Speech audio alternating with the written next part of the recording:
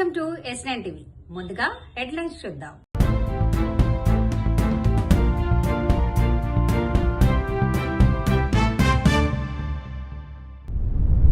అధిక ఫీజుల panchayat police station కు బోడే ప్రసాద్ నీచ రాజకీయాలకు తెరలేపారు.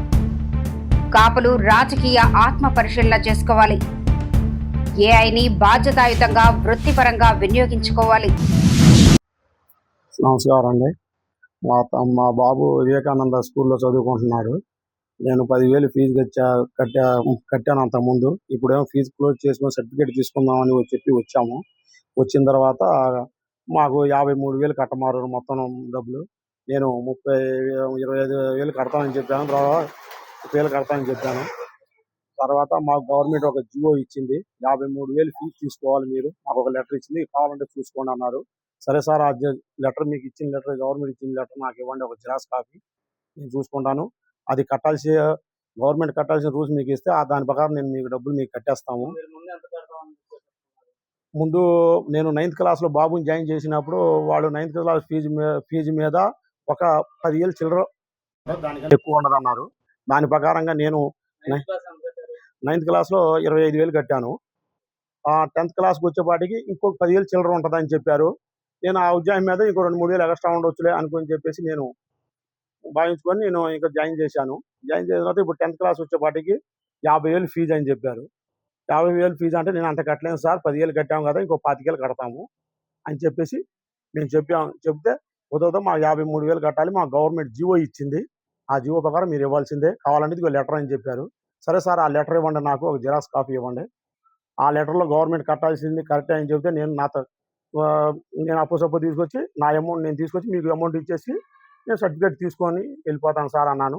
నేను ఏమన్నా అది నీ దిక్కున్న కాడ చెప్పుకో, ఎవడు చెప్పుకున్నా చెప్పుకోపోయి చేతనాయం చేసుకోపో అని చెప్పేసి రెడ్డి సారు, పేరైతే అతని గారు కరెక్ట్గా తెలియదు, రెడ్డి సార్ అంట అతని గారు, ఏంటి పి రాజారెడ్డి సార్ అంట అన్నారు. నేను ఉదయం వెళ్ళాను, ఉదయం అదే రెస్పాన్స్ ఇచ్చారు. ఇప్పుడు వెళ్ళినా కూడా అదే రెస్పాన్స్. తర్వాత ఇంకో సార్ కూడా ఉన్నారు పక్కన, బాబు సార్ పేరేంటి, మళ్ళీ శ్రీనివాసరావు గారు, అతని గారు కూడా అదే మాట్లాడారు, నువ్వు కట్టాల్సిందే, కట్టకుండా ఉంటే కుదరదు అని చెప్పేసి చెప్పారు. తర్వాత నేను బుక్స్లు కూడా సపరేట్గా నేను 10,000 ఎంతో తీసుకున్నారు, 10,000 తీసుకున్న ఐడియా లేదు. బుక్స్లకి బట్టలకి సపరేట్ డబ్బులు ఇచ్చేసాను. ఓన్లీ స్కూల్ ఫీజు కాడికి వచ్చేసేపాటికే ఇంత కట్టమన్నారు, నా వల్ల కాదని చెప్పేసి నేను చెప్పాను. చెబితే మీ దిక్కున్న కాడికి చెప్పుకోమని చెబితే ఇప్పుడు సిఏ గారి ఆఫీస్ కాడికి వచ్చాను. వస్తే అక్కడ కంప్లైంట్ ఇద్దామంటే సార్ గారు లేరు. ఇంకా మాకు కొంచెం మీరే మా సర్టిఫికేట్, కొంచెం మా బాబు జీవితం పాడైపోతుంది కాబట్టి మీరే దయచేసి మాకు సర్టిఫికేట్ ఇవ్వాల్సిందిగా కోరుచున్నాము. వీళ్ళు అభివృద్ధి చేశారు ఏంటి, అభివృద్ధి అనే అబద్ధంలో ఆటంకాలు ప్రజలకు ఇబ్బందిగా సృష్టిస్తున్నారు ఏంటి. ఈ కూటమిలో వీళ్ళు ఇచ్చిన హామీలు గాలికి వదిలేశారు. వీటి మీద పరిపాలన ఏం జరగట్లేదు. పరిపాలన అంతా ప్రజల్ని హింసించడం, కేసులు పెట్టుకోవటం, వాళ్ళని వీళ్ళని నలుగురు పోగేసుకొని ఏంటి ఇళ్లలో మొగుళ్ళకి బాధ్యతగా మాట్లాడుకుంటారో తెలియదు. కానీ ప్రెస్ మీట్ ముందుకు వస్తే మాత్రం అరే ఒరే ఈ చెత్త మాటలకు మాత్రం ఏమీ తక్కువ లేదు. ఏమా మీరు ఇంట్లో బాగానే ఉంటారా? కనీసం ఇంట్లోనే పద్ధతిగా మాట్లాడుకుంటారా లేదా? చక్రి అన్న దగ్గర ఇక్కడ బయట ఆడవాళ్ళు మాత్రం, బయట మగవాళ్ళు మాత్రం అరే ఒరే ఎవడరా నువ్వు, అసలు మీరు ఎవరని మా చక్రి అన్న గురించి నోరెత్తి మాట్లాడుతున్నారమ్మా? ఆయన గురించి మీకేం తెలుసు అని మాట్లాడుతున్నారు? మేం కానీ ఆడవాళ్ళమే బయటకు వచ్చామనుకో, ఆడవాళ్ళమే మేమే చాలు, మా చక్రియానికి ఎవరు అవసరంలా, ఆయన రావసరం లేదు బయటికి. మేమే బయటకు వచ్చే ఆడవాళ్ళమే, నువ్వు అన్నావు కాబట్టి ఆడవాళ్ళమే చూసుకుందాం, మేమే వస్తాం. నువ్వు ప్లేస్ చెప్పు, మా చక్రియాన్ని తరుముతా అన్నావు కదా, ముందు మమ్మల్ని తరిగిన తర్వాత అప్పుడు మా చక్రియాన్న దగ్గరికి రా, నీకంత దమ్ము ధైర్యం ఉంటే. పరిపాలన చేయడం చేత కాదు ఏంటి, పేదలను హింసించి ఇబ్బంది పెట్టి ఈ కైండ్ ఆఫ్ ఎలిగేషన్స్ బాగా చేస్తారు మీరు. వీటికి తప్ప దేనికి మీరు పనికిరాకపోగా రౌడీజ పాలన, రౌడీజాలు, మాకేమో బలం ఉంది అని ప్రజల్ని మాత్రం హింసించడంలో ముందున్నారు మీరు. మీరు చేసేది అన్ని కొంచెం జాగ్రత్తగా చెక్ చేసుకోమని నేను చెప్తున్నాను మీడియా ముందు. ఇంకోటి ఏంటి ఆడవాళ్ళు ఏం మాట్లాడారు, అసభ్యంగా మాట్లాడుతున్నారు. అమ్మా ఇప్పుడు కొంపదీసి నేను అమ్మ అన్నాను అనుకో, మా అమ్మ మళ్ళీ ఈ అమ్మ కలిపి ఆ నాన్న ఏమవుతాడని అంటారేమో. అదొక భయం పట్టుకుంది ప్రవీణ్ గారు, అదొక భయం పట్టుకుంది. కాపులు ఆత్మ పరిశీలన చేసుకోవాలి. ఒక కాపు ఇంట్లో విజయవాడలో ఇబ్బంది జరిగింది వాస్తవం. దానికోసం తప్పకుండా కాపులందరూ మాట్లాడాలి అనే విషయాన్ని ఈవేళ వైసీపీలో ఉన్న కాపు నేతలు సమావేశంలో అభిప్రాయాన్ని వెలిపించారు. మేము కాపుల కోసం పనిచేస్తాం అనే విషయాన్ని వాళ్ళు చాలా స్పష్టంగా తెలియజేశారు. బొత్స సత్యనారాయణ గారు పెద్ద లీడరు, మంచి లీడర్. కానీ బొత్స సత్యనారాయణ గారు ఆయన మంత్రిగా ఉన్నప్పుడు ఆయనకి విజయనగరంలో ఆయన మేనల్లుడినే పోటీగా ఎంకరేజ్ చేశారు. బొత్స సత్యనారాయణ గారికే విలువ లేకుండా చేశారు వైసీపీ వాడు. ఇది వాస్తవం. బొత్స సత్యనారాయణ గారు కూడా ఆత్మపరిశీలన చేసుకోవాలి. శ్రీన్ అనే వ్యక్తిని జగన్మోహన్ రెడ్డి చాలా దగ్గరికి చేర్చుకున్నాడు. జిల్లా పరిషత్ చైర్మన్ ఇచ్చాడు. ఇచ్చి బొత్స సత్యనారాయణ ఉరికినే బొత్స సత్యనారాయణ గారు అంటే విలువ ఉంది అనే విధంగా ప్రవర్తన చేసేవారు. ఆయన కూడా ఆత్మగౌరవంగా ఎక్కడా విషయాన్ని బయట పెట్టేవాడు కాదు. ఇది ఆవేళ బొత్స సత్యనారాయణ గారికి ఉన్న విలువ. బొత్స సత్యనారాయణ గారు కాంగ్రెస్ పార్టీ అధ్యక్షుడు. కాంగ్రెస్ పార్టీ ఆయనకి మంత్రి కూడా ఇచ్చింది.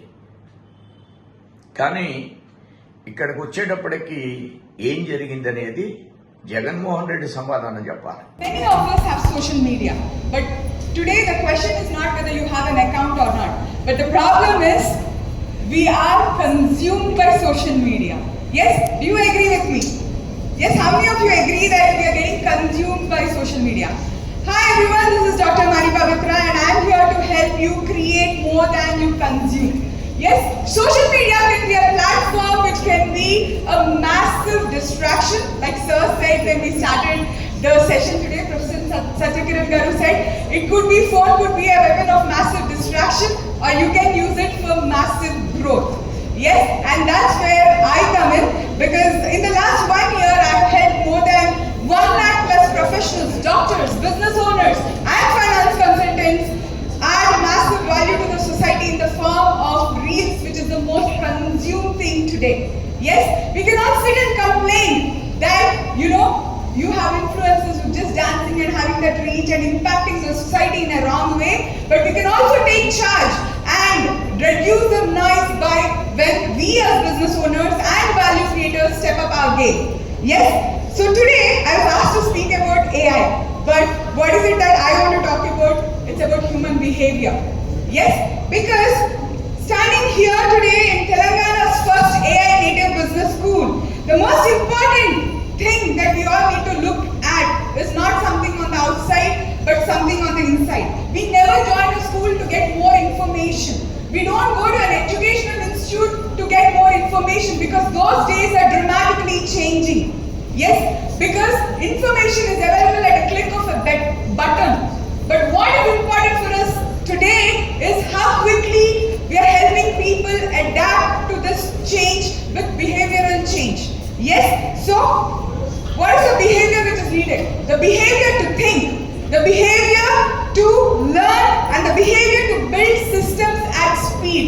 When ChatGPT came, in less than 2 months, 100 million users came onto ChatGPT. Imagine 100 million users.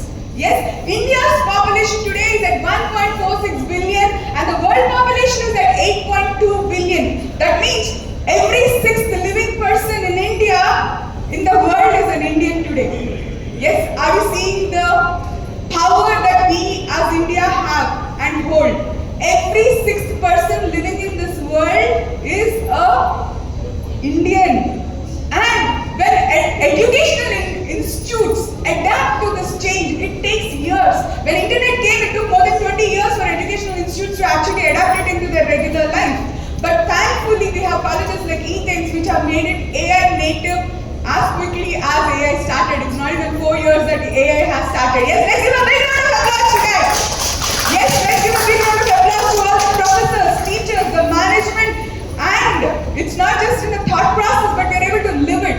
Because if you look at countries like China, when digital payments came, digital payments were not a hi-fi thing. Digital payments were adopted by a street vendor in China. Yes, the way China uses technology, the way China uses social media, the person who can use social media to reach his audience, to reach his target audience and go to the grassroots level, that's where the change is going to begin. So how can business owners use social media to impact and reach to their target audience in the fastest way possible? That's what we all need to integrate and adapt. Because in between, a phase came where we started looking down at social media. It was like, okay, this is only for people doing reels or fancy people or some influencers. Sorry, don't let it be that. When you don't step up, ఇంతటితో వార్తలు సమాప్తం. మరిన్ని updates కోసం చూస్తూనే ఉండండి S9 TV news.